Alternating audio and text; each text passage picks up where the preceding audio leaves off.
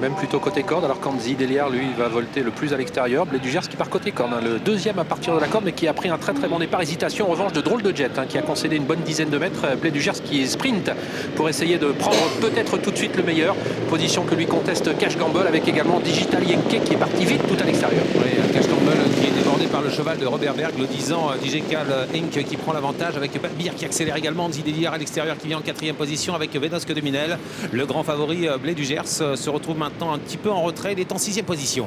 Et c'est l'autre Bazir qui ferme la marche pour l'instant, à savoir le numéro 2, Barrio Josselin. Drôle de Jet, après son mauvais départ, est également à l'arrière du peloton, sorti du premier tour en passage devant les tribunes. Digital Yenke qui a l'avantage, avec en deuxième position Cash Gamble. Balbir qui est repris pour prendre lui aussi le chemin de la corde. Anzi Deliar se retrouve désormais né au vent.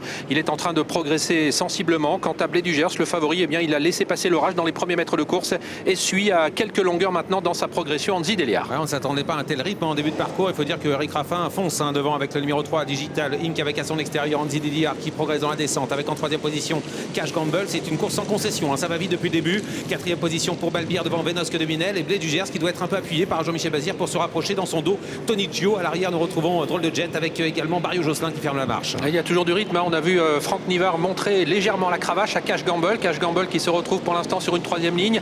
Coup d'œil de Franck Nivard, il voit arriver maintenant Blé du Gers. Il reste pour l'instant côté corde. Attention à ne pas se faire piéger. Balbir est quant à lui sur une quatrième ligne. Tony Gio suit Blé du Gers dans sa progression. Et un petit peu plus loin, le numéro 5, Venosque de Minel. On était sur le pied de 5-6 dans la descente, sous l'impulsion toujours maintenant de Anzi Deliar, avec en deuxième position Digital Inc. Le piège s'est refermé un petit peu pour Franck Nivard parce qu'il est coincé à la corde avec Cash Gamble. Et voilà Blé du Gers qui se rapproche avec dans son dos Tony Gio. Venosque de Minel progresse également. Balbir est enfermé en dedans. Et on attaque la montée dans quelques instants avec Blé du Gers qui s'est porté à l'extérieur du numéro 9, Anzi Deliar. Tout près Digital Yenke, Tony Gio également. Cash Gamble toujours bloqué sur une troisième ligne côté corde. Il est bloqué pour l'instant par Venosque de Minel. Balbir qui vient ensuite avec également Drôle de Jet. Des concurrents qui vont deux par deux. Et progressivement Blé du Gers, le favori, accélère. Il va essayer de prendre la tête à 1000 mètres de l'arrivée. Ouais, il accélère effectivement. Il prend l'avantage face à Anzi Deliar qui se fait déborder avec en troisième position Tony Gio. À la corde Digital Inc. est enfermé, de même que Cash Gamble, enfermé par Venosque de Minel. On se rapproche avec le numéro 1, Drôle de Jet qui est passé en cinquième position. Direction le haut de la montée. Balbir s'est décalé. Cash Gamble est toujours enfermé. Jean-Michel Bazir se retourne. Il a vu à son extérieur Tony Gio. Il voit que dans le dos de Tony Gio se trouve Venosque de Minel. Anzi Deliar est toujours bien placé derrière eux.